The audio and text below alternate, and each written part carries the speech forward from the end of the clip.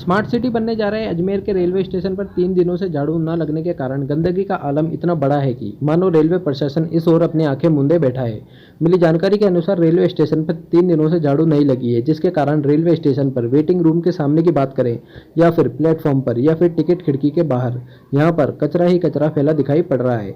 गौरतलब है कि जल्द ही विश्व प्रसिद्ध ख्वाजा गरीब नवाज का उर्स का मेला शुरू होने जा रहा है, जिसमें काफी संख्या में जायरीन आ रहे हैं। लेकिन रेलवे प्रशासन सफाई व्यवस्था में जिस प्रकार से ढिलाई बरत रहा है, उसके कारण जायरीनों को कई प्रकार की बीमारियों का सामना करना पड़ सकता है। बयान में राजस्थान ने रेलवे की सफाई व्यवस्था को जब अपने कैमरे में कैद करना शुरू किया तो वहां मौजूद सफाई कर्मचारियों ने अपने अपनी झाड़ू लेकर प्लेटफॉर्म को साफ करना शुरू कर दिया। लेकिन उससे पहले ही बयान में राजस्थान के कैमरे ने रेलवे स्टेशन की सफाई व्यवस्था जो बिगड़ी हुई है वह कैद हो चुकी थी।